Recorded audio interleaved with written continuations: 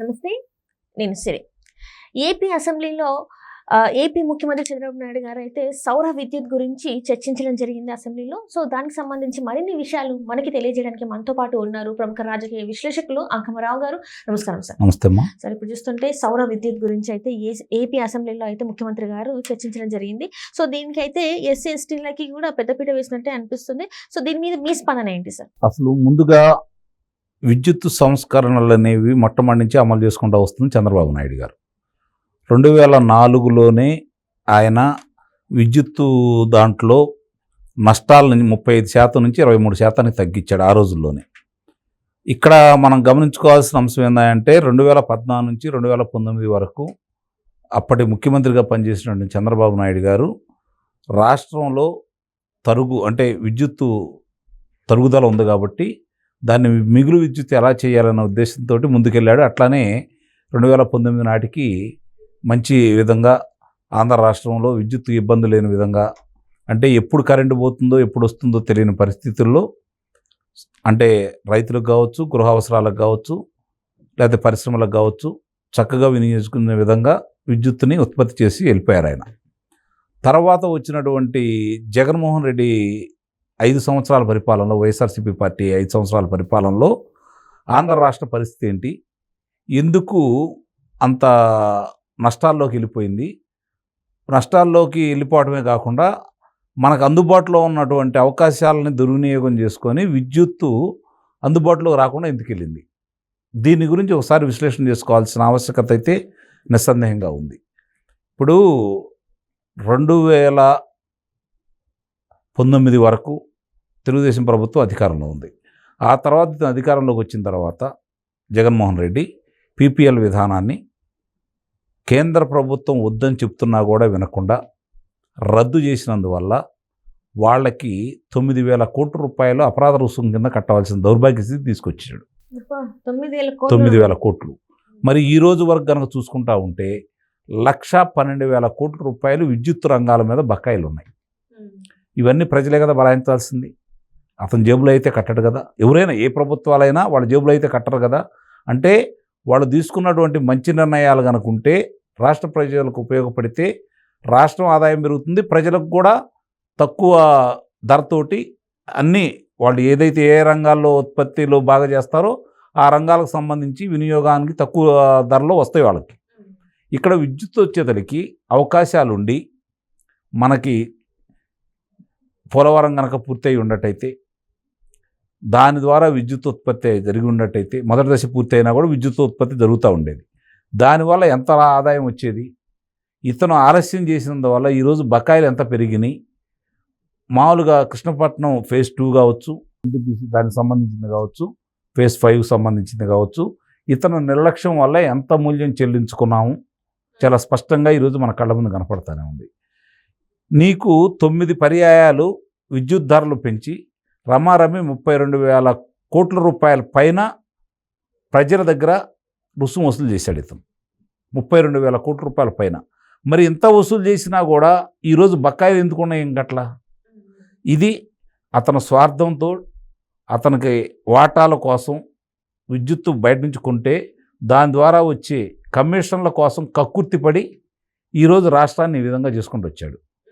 దానికి చిన్న ఉదాహరణ ఏంటంటే, సరే పీపీఎల్ రద్దు చేశాడు, పోలవరాన్ని అలా చేసుకుంటూ వచ్చాడు. 19 రూపాయలకు కూడా కొన్నామని చెప్పని స్వయంగా ఆనాటి సజ్జల రామకృష్ణారెడ్డి గారే స్వయంగా చెప్పడం కూడా జరిగింది. అంటే దీన్ని బట్టి అర్థం చేసుకోవాలి ఏ విధంగా అతను చేసుకుంటూ వచ్చాడని చెప్పని. మరి ఇంత నష్టం చేకూర్చినటువంటి రాష్ట్రానికి, ఇంత నష్టం చేకూర్చినటువంటి ఆనాటి ముఖ్యమంత్రి మీద, ఆనాటి విద్యుత్ శాఖ మంత్రి మీద, ఆనాటి ఈ విద్యుత్ శాఖలో పనిచేసినటువంటి అధికారుల మీద ఈ కూటమి నిస్సందేహంగా చర్యలైతే తీసుకోవాలి. ఎక్కడ తప్పులు జరిగినాయో నిగ్గు తేల్చాలి, వాళ్ళకి శిక్షలు అయితే వేయాలి. భవిష్యత్తులో ఇలాంటివి జరగకుండా ఉండాలి అంటే. దాంతోపాటు ఈరోజు ప్రధానమంత్రి ఇంటి మీదే ఈ విద్యుత్తును ఉత్పత్తి చేసుకునే విధంగా ప్రధానమంత్రి సూర్యఘర్ అనే దాని మీద ఆయన తీసుకురావడం కూడా జరిగింది. దానికి మామూలుగా 72,000 కోట్ల రూపాయలు కేటాయించడం కూడా జరిగింది. దాన్ని జగన్మోహన్ రెడ్డి ఏ రోజు కూడా దాని గురించి పట్టించుకోవాలి. ఈరోజు తెలుగుదేశం ప్రభుత్వం కూటమి అధికారంలోకి వచ్చిన తర్వాత చంద్రబాబు నాయుడు గారు ఈ మార్చిలోపే అందిపుచ్చుకోవాలని చెప్పని తన నియోజకవర్గంలో ముందుగా దాన్ని ప్రారంభించారు. ఇప్పుడు రాష్ట్ర ప్రజలందరికీ అన్ని నియోజకవర్గాల్లో ఒక్కొక్క నియోజకవర్గంలో తక్కువగా 10,000 గృహాల మీద దీన్ని పెట్టి తద్వారా వచ్చే విద్యుత్తు వాళ్ళ గృహావసరాలకు తీర్చుకోగా మిగిలిన విద్యుత్తుని ప్రజల నుంచి ప్రభుత్వమే కొనుగోలు చేస్తుంది. దానికి సంబంధించి 1 కిలోవాట్ విద్యుత్తు వాళ్ళు ఉత్పత్తి చేయాలి అంటే 30,000 రూపాయలు రాయితీ, 2 కిలోవాట్ల విద్యుత్ ఉత్పత్తి చేయాలి అంటే 60,000 రూపాయలు రాయితీ, 3 కిలోవాట్లు చేయాలంటే 78,000 రూపాయలు రాయితీ ఇస్తూ ఎస్సీ ఎస్టీలకు సంబంధించి పూర్తిగా వాళ్ళకి ఎలాంటి ఒక రుసుము లేకుండా వాళ్ళకి అందజేసే విధంగా ఎవరైతే బలహీన వర్గాల వారు ఉన్నారో వారికి అదనంగా రాష్ట్ర ప్రభుత్వం 20,000 రూపాయలు మళ్ళీ చెల్లించే విధంగా ముందుకు తీసుకెళ్తుంది ఇప్పుడు ఈయన ఆలోచన. రెండోది, ఇక్కడ మీరు చూసుకుంటా ఉంటే పాత బకాయిలకు సంబంధించి అప్పటి ఎన్నికలను దృష్టిలో పెట్టుకొని ఆనాటి ప్రభుత్వం బతిమలాడుకుంటే విద్యుత్ శాఖని, అలాగే న్యాయమూర్తి గారు ఎవరైతే ఉన్నారో నాగార్జున రెడ్డి గారు, వాళ్ళు దిగిపోతూ మొన్న విద్యుత్తు ధరలను పెంచుకోమని చెప్పని ఇప్పటి విద్యుత్ సంస్థలకి అనుమతి చేయటం కూడా జరిగింది. అందువల్లే దానికన్నా ముందు కూడా అనేక సార్లు పెంచారు కదా సార్, 9 సార్లు పెంచారు. కానీ ఎన్నికల ముందే మళ్ళీ ప్రజల మీద భారం పడిద్దని చెప్పని ప్రభుత్వ వర్షాలు గోల్ చేస్తాయని చెప్పని అప్పటికి దాన్ని వాయిదా వేసి ఈ ప్రభుత్వం వచ్చిన తర్వాత వెలుసుబాటు ఇచ్చి ఆయన పదవి విరమణ చేసిన సందర్భంగా ఆయన వెలుసుబాటు ఇవ్వడం కూడా జరిగింది. మరి ఈ ప్రభుత్వం వచ్చిన తర్వాత ఏం చేసింది, దాన్ని దృష్టిలో పెట్టుకొని 1-2 పర్యాయాలు టారిఫ్ ఛార్జీలు వేసినా కూడా ఇది ప్రజల మీద భారం పడకూడదన్న ఉద్దేశంతో ఆ బకాయిలు మేమే చెల్లిస్తామని చెప్పని ఇప్పుడు వచ్చే విద్యుత్తు సంబంధించినటువంటి బిల్లుల మీద ఆ టారిఫ్ ఛార్జీలు లేకుండా ఈ ప్రభుత్వం చేసుకుంటూ వెళ్తూ ఉంది. అంటే ఇక్కడ ప్రజలు ఇవన్నీ కూడా ఆలోచించుకోవాలి. ఈరోజు వాళ్ళకు సంబంధించినంత వరకు ఎవరి దీంట్లో అనుమతులు అక్కర్లేదు, ఎవరు ప్రోద్బలం కూడా అక్కర్లేదు, ఎవరు ఇదిగో వీళ్ళు మా వాళ్ళు అని చెప్పని ప్రభుత్వ సంబంధించిన పెద్దలు విద్యుత్తు వాళ్ళ అధికారులకు చెప్పాల్సిన అవసరం లేదు.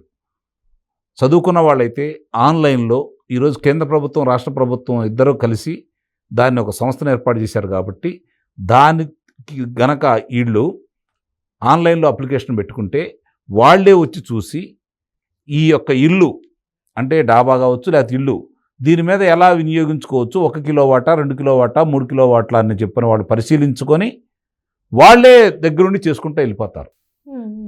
అంటే అంత వెలుసుబాటు ఉంది. అందుకనే ఈరోజు శాసనసభ్యులకి ముఖ్యమంత్రి గారు ప్రతి నియోజకవర్గంలో 10,000 గృహాల మీద ఈ వినియోగం రావాలి అని చెప్పని వాళ్ళు ముందుకు రావాలి అని చెప్పని శాసనసభ్యులు కూడా బాధ్యత అప్పచెప్పడం కూడా జరిగింది. ఇది ప్రతి వాళ్ళు ఇంట్లో మామూలుగా వాళ్ళు ఇది కూడా ఒక వ్యాపారంగా భావించాలి, లాభసాటి వ్యాపారంగా కూడా భావించాలి. ఎందుకంటే వాళ్ళ అవసరాలు తీర్చుకుంటూ మిగిలిన విద్యుత్తుని తిరిగి ప్రభుత్వమే ఎక్కి తీసుకుంటుంది కాబట్టి వాళ్ళకి డబ్బులు కూడా వస్తాయి. తక్కువ ధరలో విద్యుత్తు, నాణ్యమైన విద్యుత్తు వస్తుందో పోయిద్దో అనే అనుమానం లేకుండా మీ ఇంటి మీదే మీరు తయారు చేసుకుంటా ఉంటే మీకు అవసరాలు అన్నీ తీరుతూ ఉంటాయి. ఇది ప్రజలు ముఖ్యంగా గమనించుకోవాలి. Right sir, thank you so much. Thank you.